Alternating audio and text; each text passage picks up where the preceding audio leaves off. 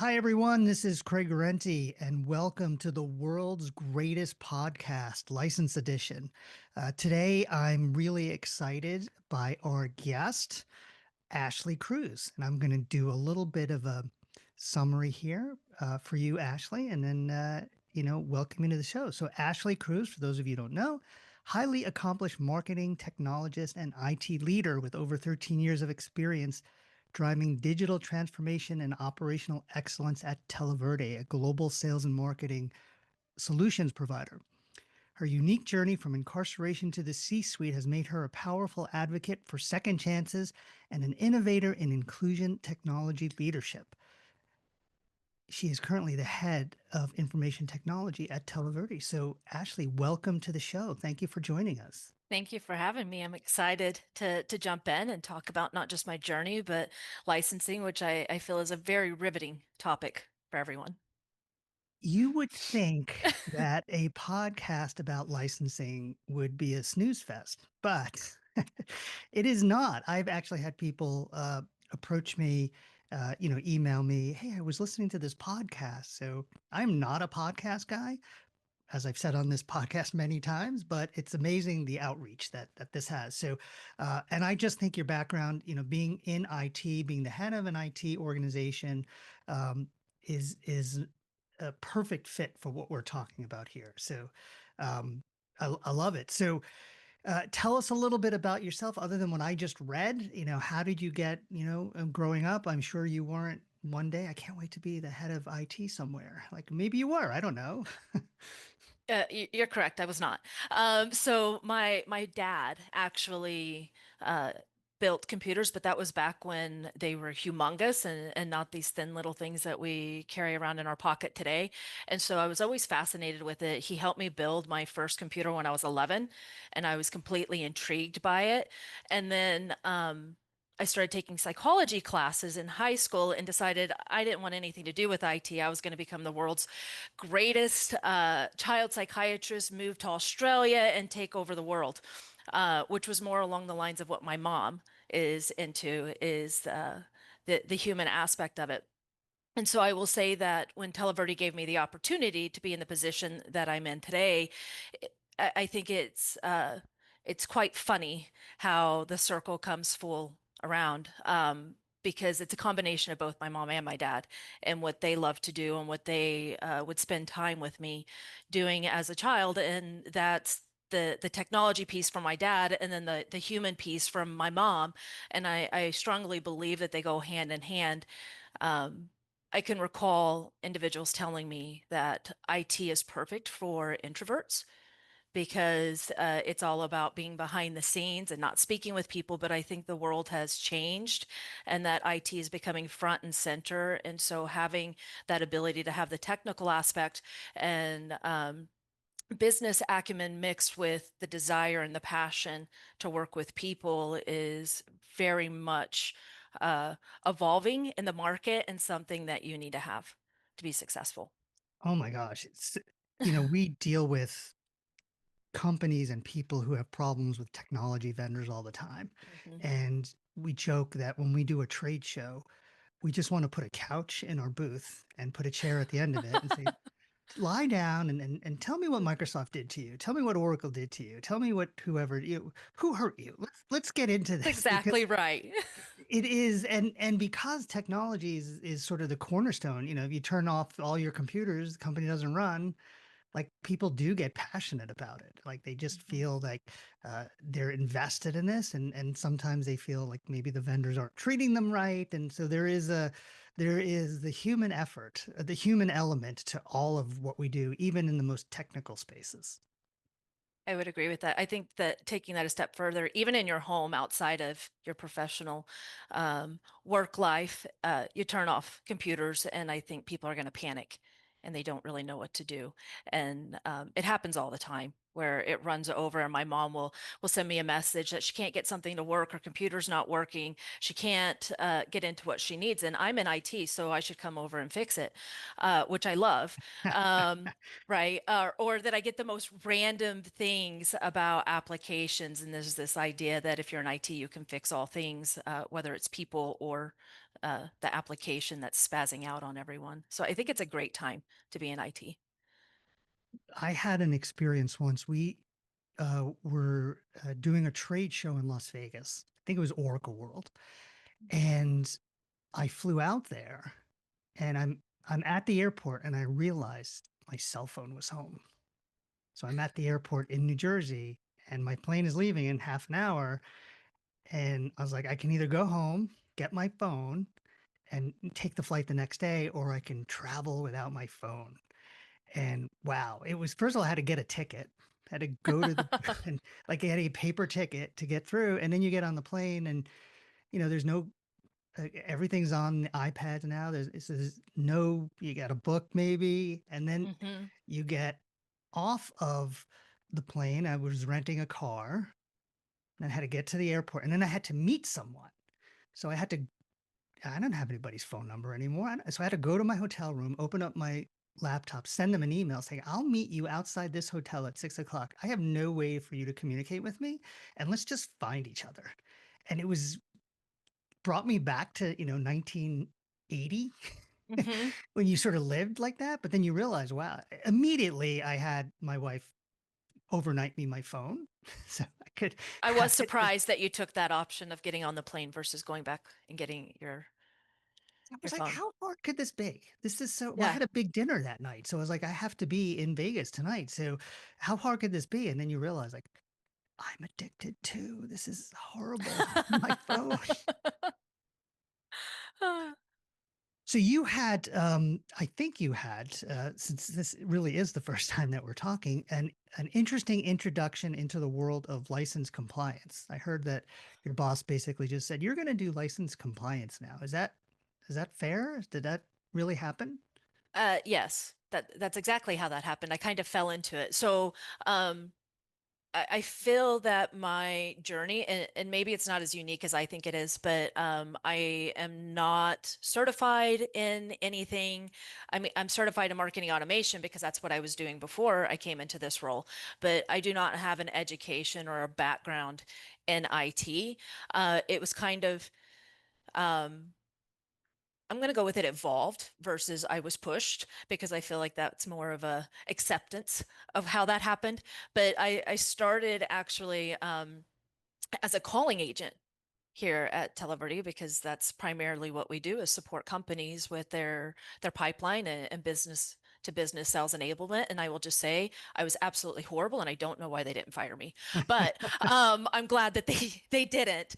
And I quickly moved over to working on the system side of just setting up the platform for the agents to be able to do their engagement efforts. And then I moved into marketing automation when that was big many moons ago, and everybody thought that it was going to take over the world. There'd be no such thing as one-to-one manual emails. Everything is going to be automated. And I got an amazing opportunity to be Eloqua and Marketo certified and kind of take that over. And then as it progressed and I graduated from being incarcerated, because this all occurred while I was in our Perryville facility, um, I I kind of took on more and more. So it was, oh, you used to do this back when, so can you do it now as leadership was changing? And I'm not gonna lie, there's been very overwhelming moments of what am I doing? Are they gonna find out that I have no idea what I'm talking about and Imposter change their syndrome. mind? Exactly. Very strong.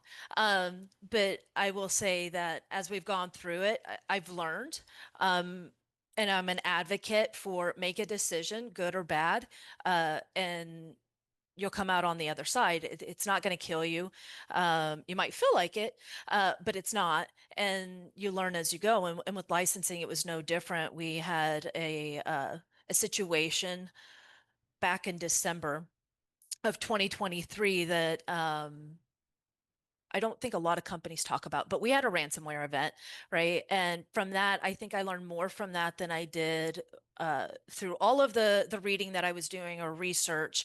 And that's when I figured out not only security, but licensing and how challenging it could be, as well as all the systems that are within your network that you may or may not know about, and how it can um, cause you to be in a situation you don't want to be in. But I think that you should take the good from it, which is what we did. We cleaned everything up. It's been a journey, and I've learned a lot.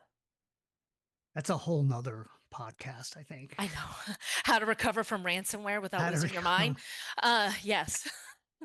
I wasn't aware of that, so that's fast. But let's talk about Yeah. something that's a little more um, to the audience here, although I'm sure they would love to get some more detail on that, is just the license compliance piece, right? Because that's our business, is Yes. helping companies stay in compliance. So Hmm.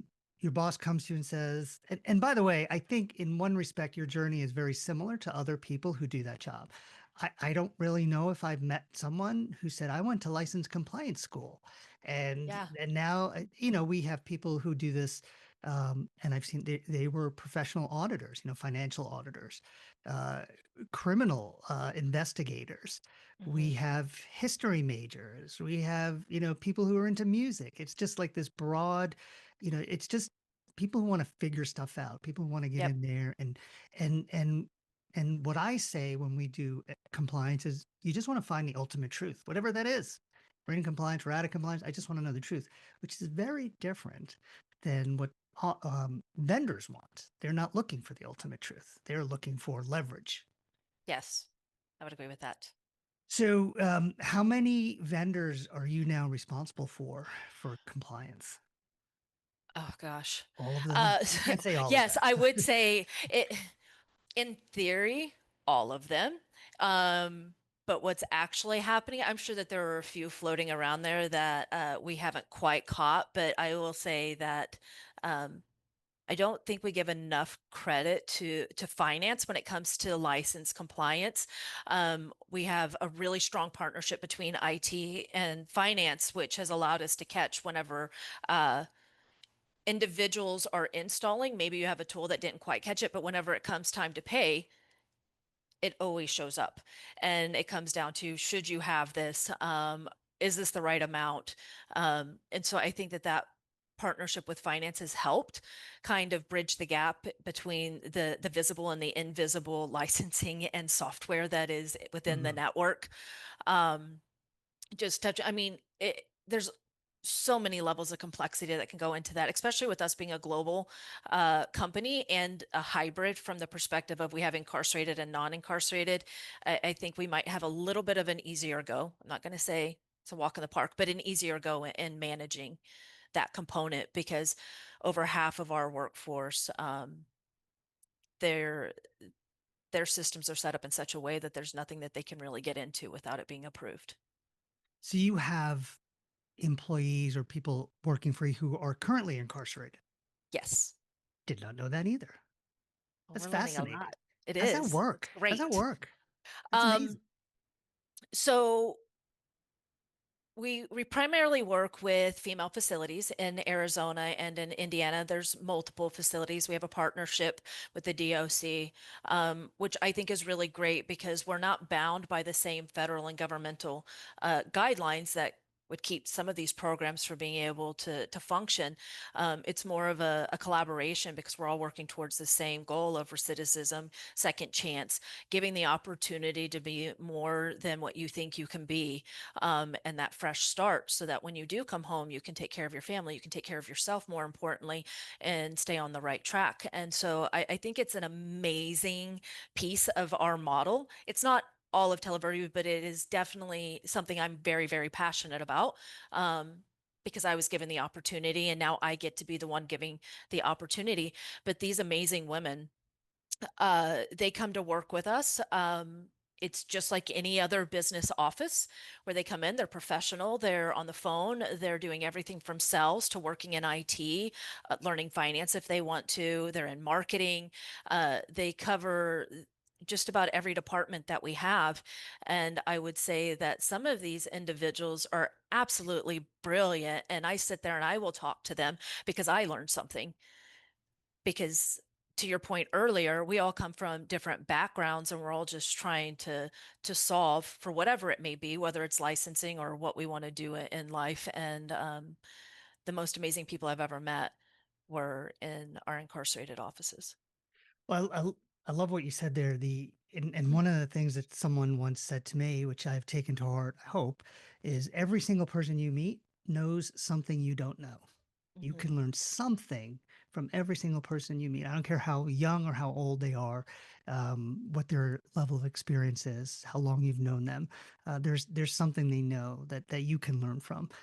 So that's amazing. Now, what about the um, one one of the things that I've noticed, and we work with a lot of IT leadership, is they're mostly guys. IT is. That is true. So how has that sort of impacted your work, or have you seen it? Is it getting better? I'm seeing more women in leadership positions in IT than I did 10 years ago, which is great. But it's still, you know, male dominated. I mean, are you seeing the same thing? Yes, I would agree with that. And I think that it is shifting a little bit more to having women in IT and some of the more technical roles, even though it does feel that it's still somewhat dominated by the men.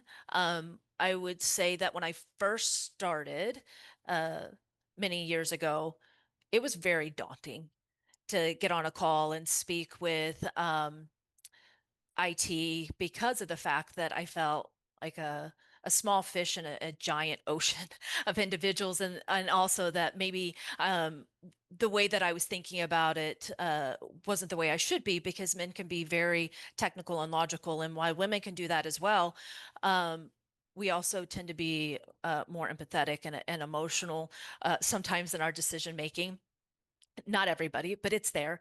And so I didn't look at it so much as I don't fit because I'm a female, or that this is going to be super hard for people to accept me. The way that I went about it, and I still go about it, is partnerships are important. And so if you can build rapport and you can show your value, your work is going to scream for who you are, and then everything else fades away, regardless of where you come from, what your sex is, what your beliefs are. It's all about who's doing good work and do you have a brilliant idea? And if you do, you're going to make it. That is true because you're going to need someone's help at some point. And who am I going to call? Am I going Yes. to call this person? Like they were really Mhm. good in that one project. I'm going to call them Yeah. again. Um, Mhm. what about anything surprise you around when you took over the compliance function? Was there like you mentioned the ransomware, which was again a different thing, but was there an audit? Did something go bad? Like I'm seeing companies take license compliance seriously when they get nailed by a big vendor for millions of dollars. That's usually how it starts. Yeah. And then that's when they're like, oh, I guess we need to look at this a little closer. Knock on wood, that was not our situation. Um, but was I surprised? Yes, I was surprised by one, how much goes into it, because you can look at something, you're like, I got this. It's a piece of cake. I mean, we've all done it, where you look at what someone else is doing, the steps that they've gone through, and you think that you can mimic it, right? I mean, I've done that plenty of times in my life. I watched my brother play baseball, and I thought I could do that until I got hit with the ball. And, there's a lot more to it than just throwing or hitting. There's coordination, which I have none of. And so I would say the amount of work and how many steps are involved with compliance, and the amount of individuals that you need to get involved, and um, the fact that uh, compliance and licensing and security and all of that, it's no longer just an IT function.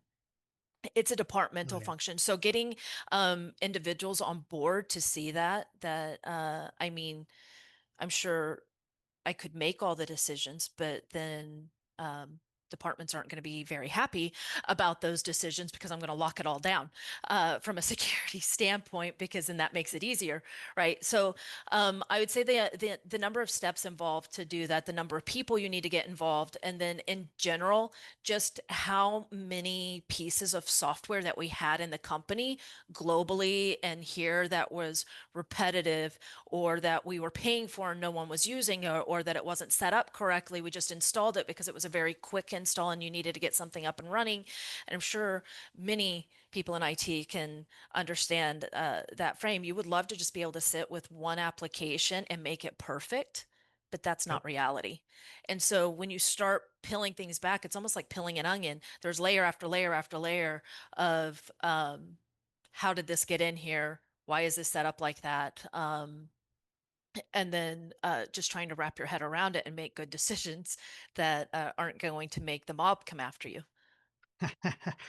I've had customers say that this particular vendor or that vendor, it's like working with the mob. It's like shakedown. It's like, I'm not going to name any, but let's yes. not name names unless you want to, then I'm totally open to that. I can name the names. Like you just do this if I hit no. Um, so one a big and I empathize with folks in your position who are tasked with staying in compliance because one of the things that vendors do is you might not do anything different. You might be completely compliant today, 100%. We're all good, and then they change some words on a website. So, and I'll give you two examples. Anaconda has a open source Python solution that everybody used to develop, and all of a sudden they changed the words on a website and said, if you have more than 200 employees, you now need to pay for this. Oracle did the same thing with Java. It said, oh, by the Yep. way, you now need to buy a license for everyone in your company. So you're Monday, you're totally in compliance. You're doing everything great. Everything's locked down. You have done everything right. On Tuesday, you're out of compliance and you owe the vendor $1 million. And you're panicking just a little. And you're panicking, right? Because you Hmm. got the salesperson knocking on your door and we're going to call legal if you don't make this right, you Yep. know?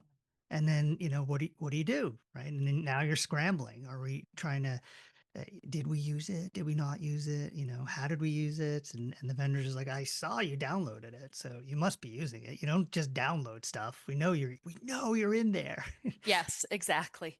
And then you have to figure out, do you actually need it? Because it costs so much. And is there any other way that you can remain in compliance and change the tool? And in certain situations, like that one, which was a perfect example, um, it's not just an easy rip and replace. And so then you start strategizing. Right, right. And people will, we obviously advise companies on license compliance, beyond Oracle strategy. How do we do it? Hmm. And I'm like, get rid of the idea of perfection. Like you're never going to be perfect. You need to have really good visibility and you need to be one step ahead of your vendor. Like if you can do that, even if you find out you have visibility and you're out of compliance, you can fix it. And that might be buying more stuff, that might be deinstalling it, going to a free version.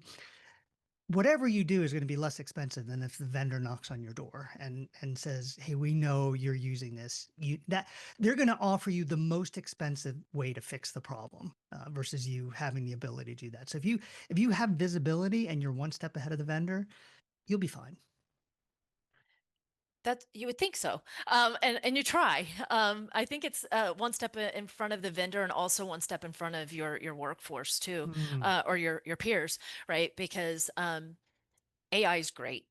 And I know that's not what we're going to be talking about today, but I just want to say how much I adore, and I do. I think it's fantastic and it's helping us become smarter and faster and all these other things. But on the other side, as we're becoming faster and smarter in IT and how we're using it and figure out how we're implementing it, our peers are now all IT experts. And selecting applications and downloading things and just making recommendations about what we should be using, which is fantastic from a collaboration standpoint, but not so fantastic when you found out that they already did it and you weren't aware and you're going for your ISO certification. And you have to prove that everything in your system is set up correctly and that you're working within your policies. Then it becomes a little bit of a struggle. Um, but I think that we that's have one of the, 20 people in my company and it's hard enough. Like thousands and some are, incarcerated and some are not and you're in different like that is just beyond. I just tell everyone I have a Mac. I think I'm okay. They just look at I me. have a Mac. I don't think you're okay because you have a Mac. I'm like, are you sure? I mean, it's a little Mac, Mac Mini. Who's going to come over here? Uh, but what about you brought up AI, and how has that impacted? Because you guys are a marketing technology firm. Yes. How is AI impacting marketing?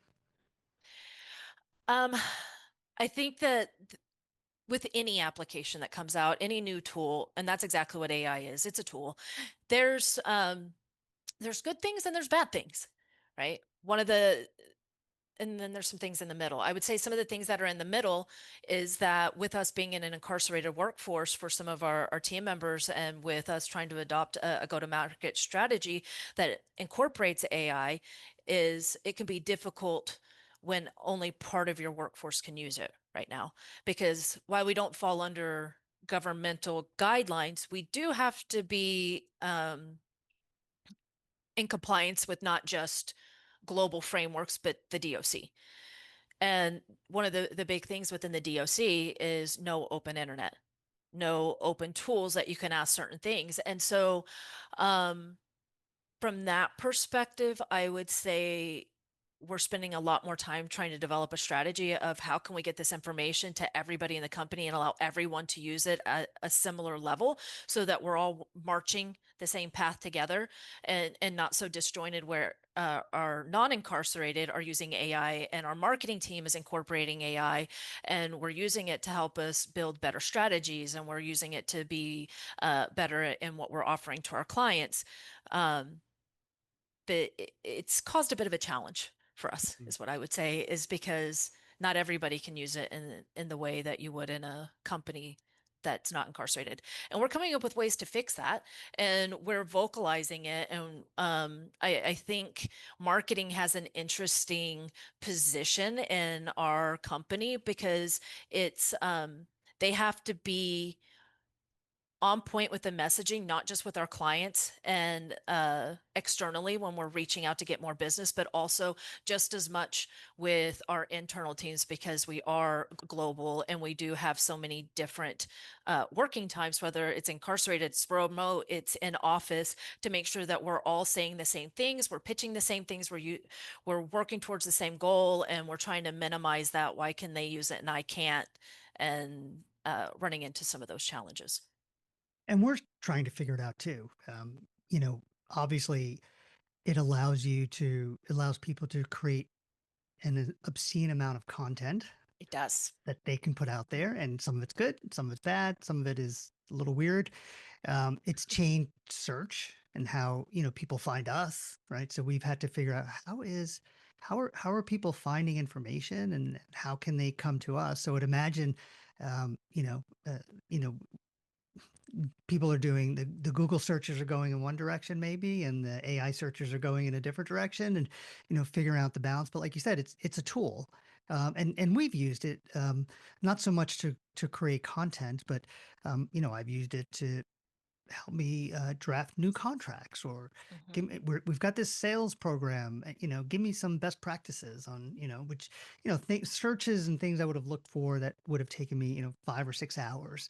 I can get something in minutes, if I ask the right questions. But I've noticed AI in marketing. It was like the first place I noticed it was in the marketing space. It is just like boom, it's all over the internet. Like there's Hmm. just content everywhere. Um, I was like, this is gonna be big. Like I It didn't is, think AI and would affect software licensing, but it's it affected the does. business of software licensing for sure. Well, I think it's a key license that a lot of people don't think about either, that really does need guardrails and compliance around it because there's free versions of ChatGPT, OpenAI, Copilot, all of these various tools that are out there, which are really great to use.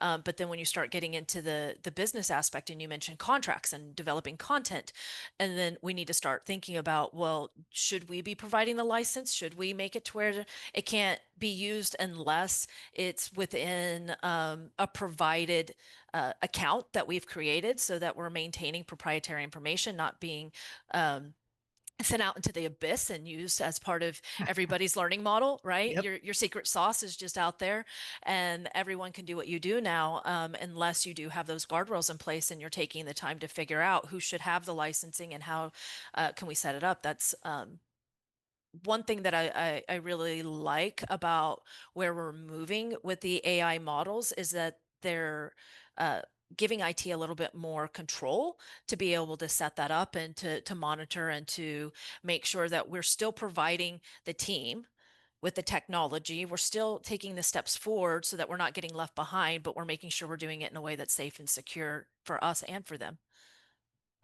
The way you put that just, it was like a little bolt of lightning here in my head. Oh, yeah, that is so. We think about you mentioned the ransomware. That's someone coming in and invading your systems, let's say.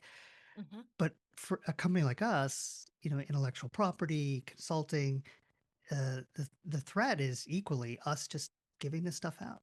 Just Mhm. someone, here you go. Without even Here's realizing it. You did a yeah, prompt and you threw it all out there. make my PowerPoint better. And then all of a sudden you Mhm. put all of this stuff out there and it becomes part of the collective. It does. Very much so. And I think it's really important to start incorporating that. I know that that's something that I focus on pretty heavily as we're figuring out our IT strategy. And I don't think that there's a one fit all type of solution. It's just, to your point earlier, trying to stay in front of it, not just with the licenses you have, but understanding what is it that's being used and what's being put out there so that you can do your best to minimize just giving everything away for free. So any recommendations if someone, is in your position and their boss comes to them and says, "Hey, we want you to take over this part of IT and be in charge Say of no. compliance." I'm just kidding. Um, I heard you I said no. Did you say no? I heard you said no, and he's like, I "Nah, you're did. gonna do it." Yeah. So it I doesn't did. work. That doesn't work. I think it's great though. So we didn't really talk about too much about the fact that I was in marketing and that's where I thought I was going to go. Uh, and I was very gung ho, and then it kind of evolved into the MarTech manager and leading technology and also having teams that are supporting marketing. And I feel like at one point in my career, it was you're going to have to make a choice. Mhm.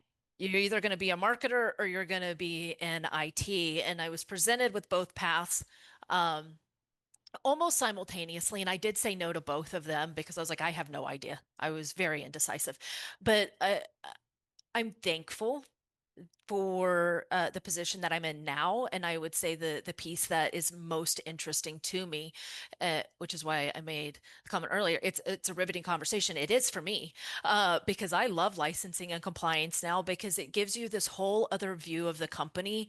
Um, and it just it takes what we do, and not that the things that we're producing in IT aren't valuable, but there's this understanding that you buy something and it's just there when you're an end user, right? And being behind the scenes and seeing all the extra steps and seeing how we can make it work and making it secure so that we are setting our teams up for success and to be able to embrace all this technology that's out there, I think is an amazing thing. And um it's a lot of responsibility, of course, but it's quite fantastic. And so I think it's really easy to get stuck in the it has to be compliant, it has to be 100% perfect, we have to be secure. And you almost get somewhat scared of going outside a little bit, right? Mhm. Because you're like, if I do that, I'm going to trip. And you can come up with these 50,000 reasons why you don't want to be outside. Security is the same thing. And you can end up getting yourself stuck and locking everything down to where no one can do anything. And I would say don't do that. Everyone's going to have their panic moment. Everyone is going to have this moment of what is that right balance of being secure while still being innovative and allowing people to be creative and to try new things. Um, I would also say as a tip that's helped me a lot is ask questions, be inquisitive. You don't have to have all the answers. I've had some amazing mentors in departments that were not in IT, our CAO, marketing, finance, all of the departments that are here have spent time with me, HR, which is probably surprising when you're talking about compliance, but Mhm. um, they've given me a lot to think about and have helped me in the decision process because there's a lot more to it than just setting a parameter. And the other piece is take the time to speak with the people that work with you and work for you and that you're partnering with and get to know them because you'll learn a lot and it will help you as you're developing what your tech stack should look like and how secure it should be and what licenses you should be keeping and what you should be removing because you understand the end-to-end life cycle. That's great advice, and it's sort of across. Um, this is advice I give my son. It's like you got to be Yeah. able to talk to people and understand their point of view and their position. And I don't care if you're in IT or you're going to be a lawyer or you're going to be a teacher or whatever you're going to do in your life. Just being able to understand and we did another podcast where we were talking to someone about contracts and how to draft really good contracts. And he's just like, ask a lot of questions. Just ask a Yep. bunch of questions of internally, externally, your client, your, the legal team, because that's going to help you. When you ask these questions, that will guide the end result and sort of bring you. So auditing, licensing is the same thing. When we go in Hmm. with a client and they have a problem, we've got our own technology that we use, but there are 10,000 software vendors out there. We do not have a tool to come up with license compliance for 10. There is no tool that does everything. You Right. have to ask a lot of questions, right? And one of the things we're really good at is being auditors. Like, it's just interrogating our clients on who's using it, what are they doing it, where are they using it. Like, it might not be a technical thing that throws you out of compliance. Oh, you're not allowed to use this to do that project over there. And the only way is by asking someone, what are you doing with that software? Because it's not in the system, but someone knows about it. So I think that's great advice. Thank you. And now I know we've been talking for a while, but I wanted to make sure that we spent some time talking about your foundation, Televerde's foundation, and sort of the Second Chances initiative, and maybe a little bit about your experience. And so I wanted to ask you to tell everyone what that is all about, because I think it's an amazing program. I would agree with you on that. So there's Televerde LLC, which is what we've been discussing, and that's geared towards the B2B sales enablement portion of the company. But then we have this really amazing nonprofit called Televerde Foundation. I'm going to put a plug in there for them, televerdefoundation.org.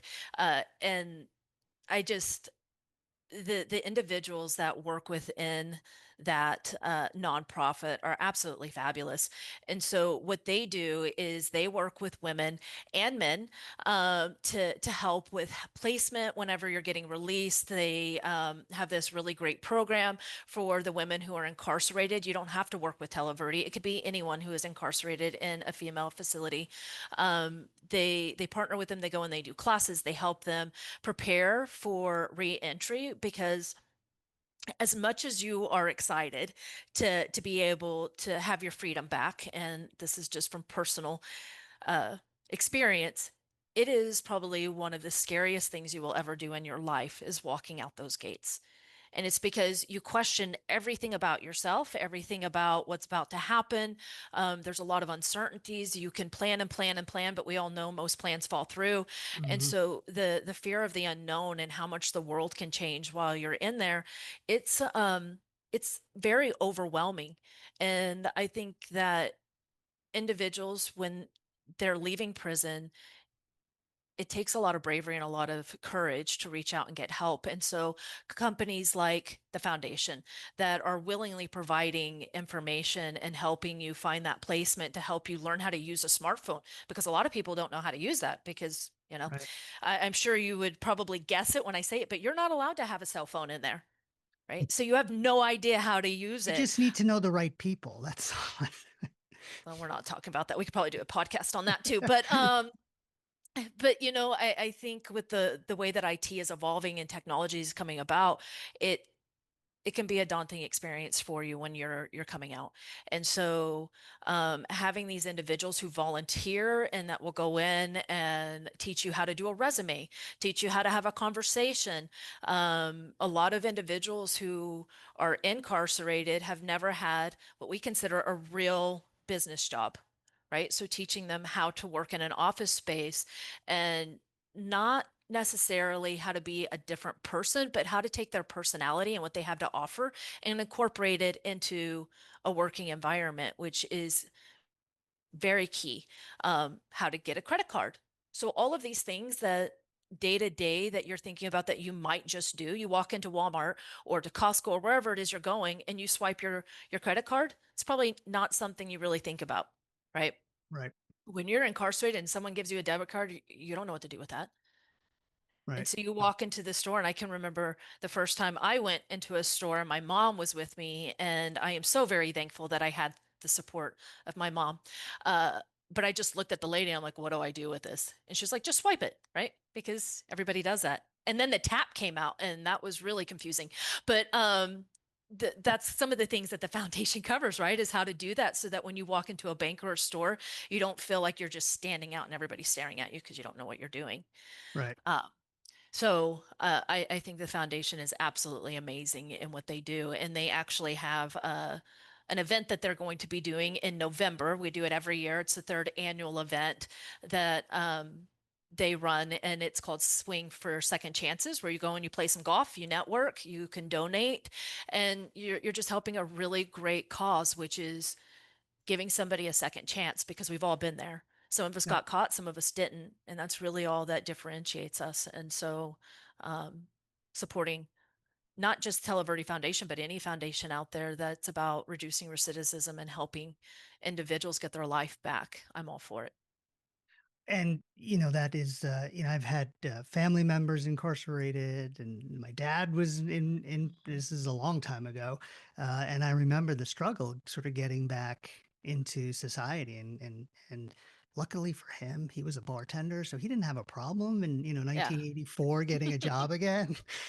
Uh, But I could totally see, in today's connected world, someone does some research and boom, it shows up, and now you've got just a barrier. Like you're not getting that yes. interview, or you're not, Yep. you don't even get a chance to show that you can do the job because someone sees something on a, background check, and then boom, they're not even talking to you, which is unfortunate. It is unfortunate, and it's unfortunate for the individual, but it's also unfortunate for the company who Yes. is not giving that second chance because, as I said earlier, some of the most amazing, brilliant individuals that I've ever met in my life were while I was incarcerated. And these individuals, you sit down with them for a couple of minutes and you're just blown away. And why wouldn't you want them in your company? Why wouldn't you want somebody that can take you to the next step, that has all these ideas and has this drive and has this passion for life that many people have lost, unfortunately. I think by not hiring them, you're missing out. Listen, not to make light of the situation, but there's many times I read the news Hmm. and go, that is brilliant. That what that person did, Yes. okay, it was illegal, but man, that was Could you brilliant. imagine if you changed their thought process and you gave them the opportunity to do it legally, what they would do for you? You'd probably be the number one company in America. Listen, I So, go at least once a month. I go to my accountant and say, I saw this thing in the news. We just need to figure out a way. How can we do this legally?" And they're like, yeah. Listen, I need to keep you out of jail. So there is no way to do that legally, Craig. I just want to let you like, all right, but There's always a way. there's always a way. The That's what way. I say. Yes, creative Hmm. accounting, I call it. I was like, we That's need right. to be more creative. So Yes. televerdefoundation.org. And you Yes, guys are having an event in Phoenix in November? we are, which is a good time to come to Phoenix if you don't live here because it's not quite so hot. Well, so I go out to Arizona every year. My wife went to University of Arizona, and my son's probably going to go there next year. So we will be in Phoenix in November this year. So I'm going to reach out to see if we can help you guys out and sponsor that a little bit. And I love to golf too. So See? um, Win-win. win, win, win. Yes, this Yeah. is win all around. Um, Ashley, I want to thank you so much. This has been a great conversation. I could talk to you for hours. If people want to get a hold of you or learn more about the foundation, um, is there the website is the place to go? Any other ways to connect with you or the foundation, or Yep. if they're interested in Televerde services? I would say the website for Televerde services, although I will sell you, even though I'm not a salesperson. And then I have a LinkedIn. You can just look me up. I'll pop up Ashley Cruz and it will come. Awesome. Well, I usually start the podcast by telling people they need to be since you are on the world's greatest podcast, you need to be the world's Yes. greatest podcast guest. And you definitely were today the world's greatest podcast guest. So thank you so much for being on our show and for all the work that you do in the foundation and everything you're doing for your clients. So we really appreciate it. And I look forward, maybe I'll see you in November. And Maybe. and everybody else, thank you very much for your time today. And we'll see you next time on the world's greatest podcast.